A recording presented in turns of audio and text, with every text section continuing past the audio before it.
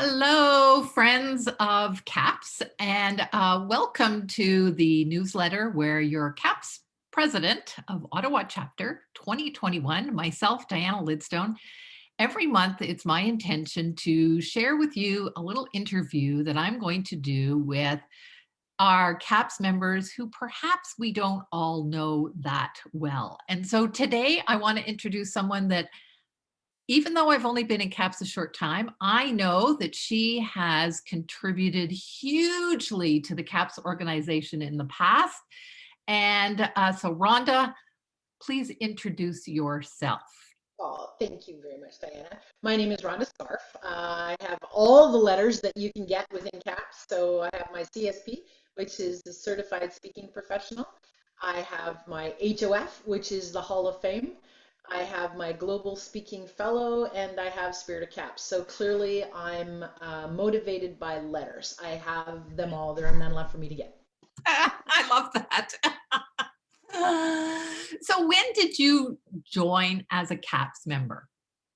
At the very beginning. So I'm one of these inaugural members. I was at the very first gathering of speakers in Ottawa before we created the chapter. I've been a professional speaker since 1993. And so that's when I started my own company was in 93. I was a corporate trainer prior to that. So I went to NSA before, there was CAPS. And so it's been a long, long time. And so back, when Jesus was still walking around, that's when I joined the Ottawa chapter. And you have contributed to the not only the CAPS chapter but at the national level. And so, could you just give us a sort of a brief outline of, what you did? So, there's two camps of people. There's the camps of people that do everything, gather every letter, join every club, like we're the extroverts, we just want to be those people. And then there's the other people. I'm in the first camp. So I've pretty much been on every time. I'm just too social. I think what the problem is, and I can tell you this, coronavirus has made me socially starved.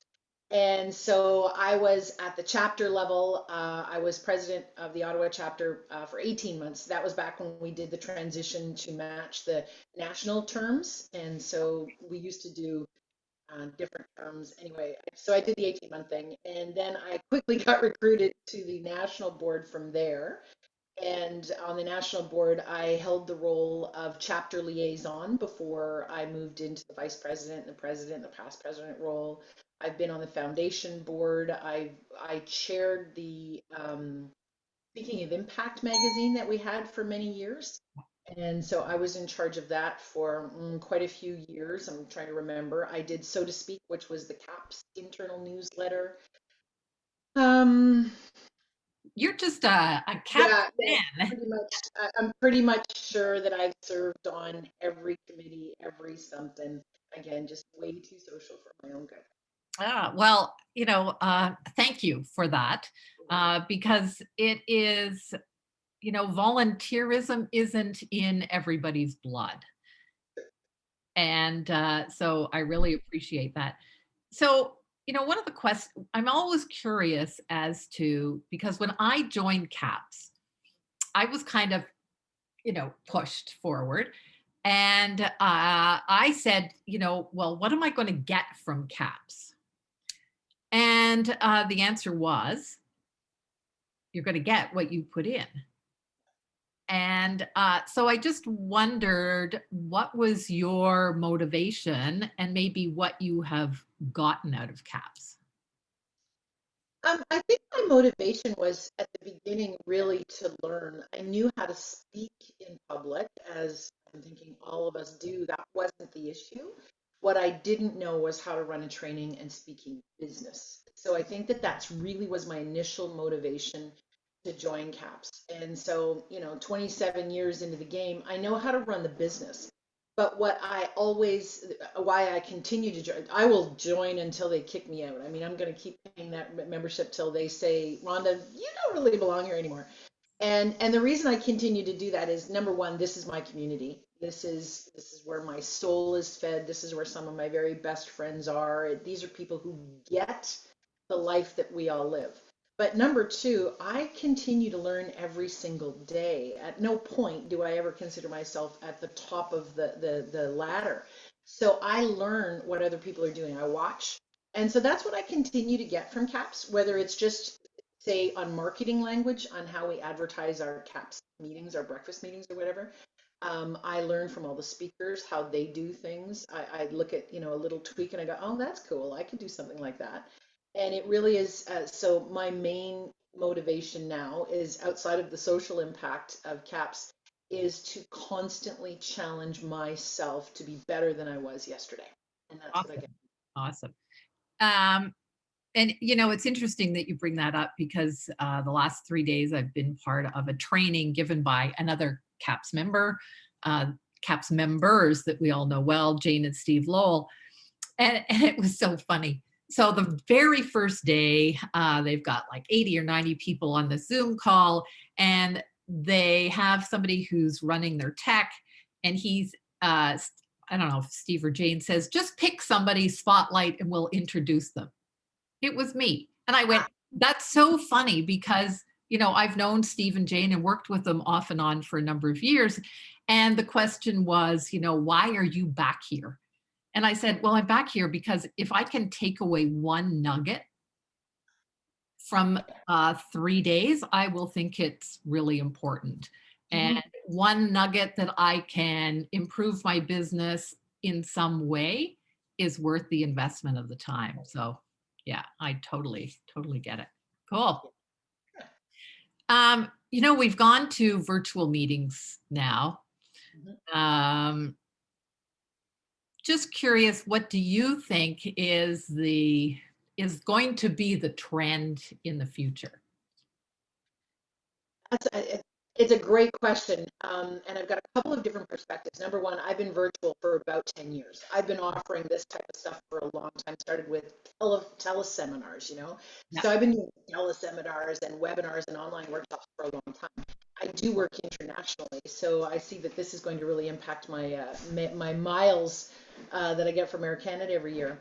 I also, in 2019, wrote a book on artificial intelligence. So I think that there's a lot of different things in it play. And from my perspective, I'm going to travel a lot less.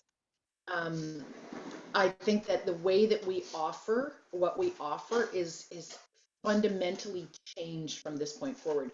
There's still going to be the need for people to get together because we're crazy social, but there's also going to be the need to deliver it electronically. So I think from this point forward, we can all see hybrid yeah, at the very minimum in our future. And I think that the ability to work like this is just going to be real. So as someone who travels internationally, I spend so much time getting to the client. And I think that we're going to see that really stop. I think they're going to say, you know what, we don't need to bring everybody all, especially when we're doing corporate stuff. yeah, Everybody can deliver and receive from home. I still see the need for associations and networking events, and that will continue as well. But I think corporately, those of us that are corporate based, and I'm far more corporate based than anything, we're going to do a lot sitting at home. yeah. I think because the corporations are going, look at all the money we saved. Like, Exactly. really, right? And we're developing relationships. They're different. Yeah, So, that's part of the reason I'm starved is I haven't completely adapted yet. But it's the same, when I grew up, my mom said, get off the phone. You can't develop relationships on the phone. You need to talk, you need to see people in line. I totally can develop relationships on the phone, right? I don't, the same with you. We developed relationships as pen pals before that. And then we developed relationships on social media. This is just the new way of working, and we just have to learn to adapt to it. yeah, yeah. It's going to be very interesting. Um, and I think what I see also, there are new kinds of speakers emerging. Mhm. I've seen, and maybe it's just me, but I see a lot of, and I'll use this as an example, a lot of podcasts. Well, to me, that's another way of speaking. It's Yeah. another way of showing up. And I think, I'm curious as to how National is going to deal with these new ways of showing up virtually. Um, Yeah. yeah, yeah, Yeah, because we're not going to be able to measure how many people were in attendance or what countries you spoke in. And, definitely all of that is going to have to change as well. So you can see definite. changes to the CSP and the Global Speaking Fellow and Yeah. all of that, that absolutely is going to have to change.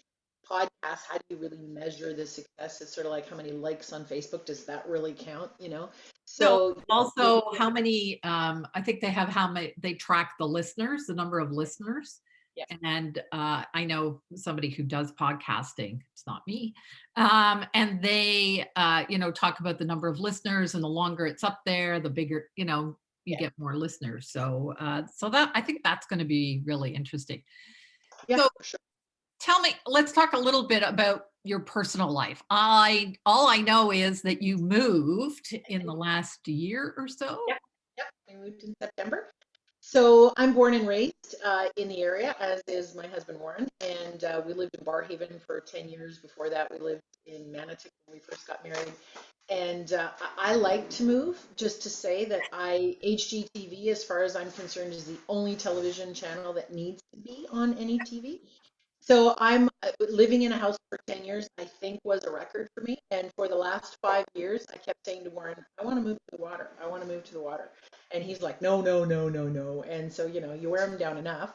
And we actually been actively, well, I've been actively looking for 5 years for the perfect home on the water. And so very fussy on my qualifications. It needed to be west facing. I'm a Yeah. sunset girl. I don't want to be on where the traffic feels like it's coming through your front window. So it took 5 years from my perspective. I think it took 5 minutes from Warren's to find exactly the right home. So we bought in June. We moved in September.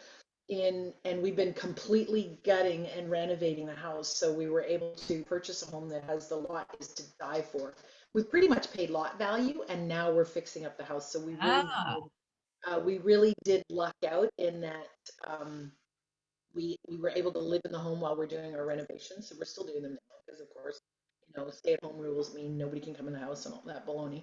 yeah. And so it's been the perfect year to do it. I've not been traveling, right? So I've been around to handle it all, manage it all, design it all, and I'm just having the time of my life.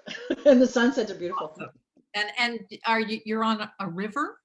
We're on the Rideau River. Yeah. Oh, you So are we're on Rita. the canal, but we're down in Kempville.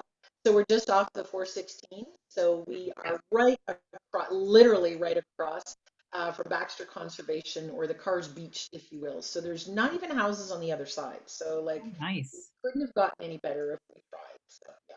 Yeah. And so are you boaters?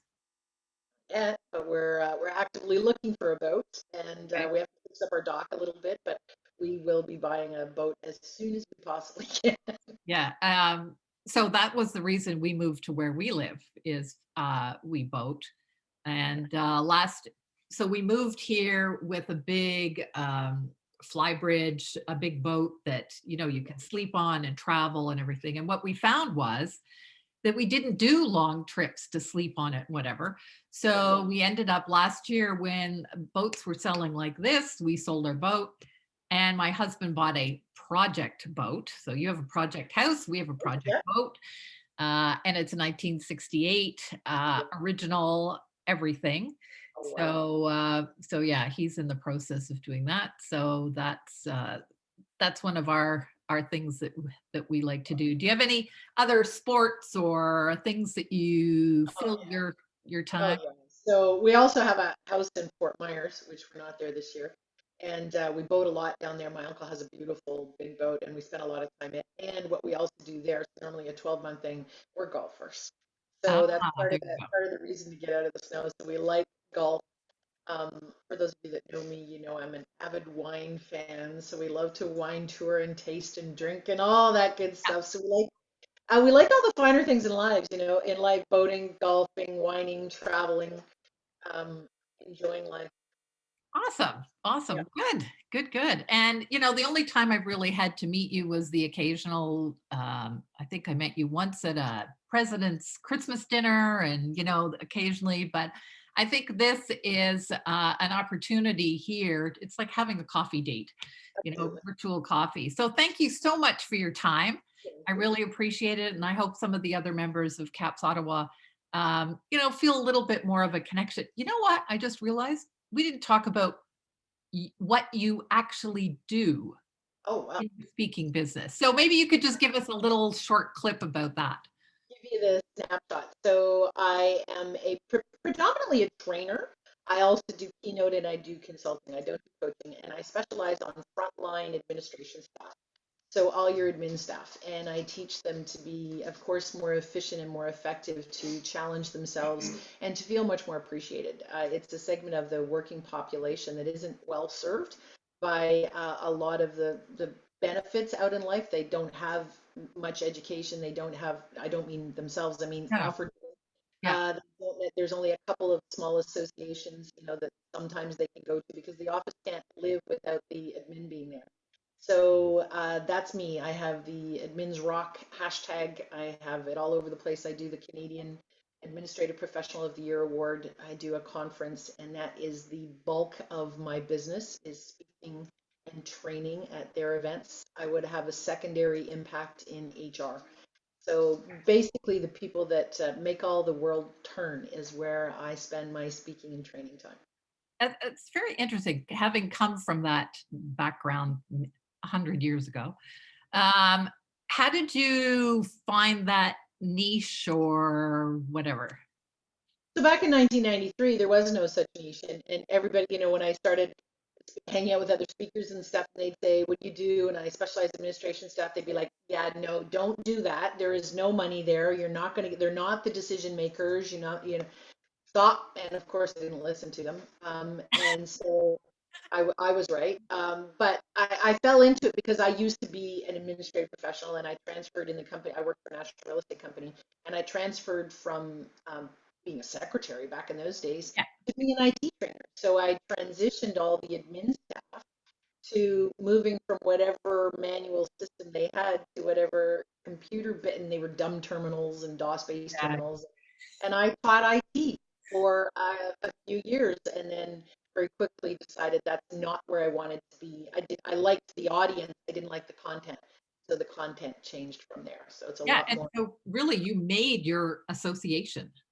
Yeah, I yeah. mean, I think that's amazing. And I think that's very inspiring because um, sometimes people, that niche kind of thing and finding it is really difficult.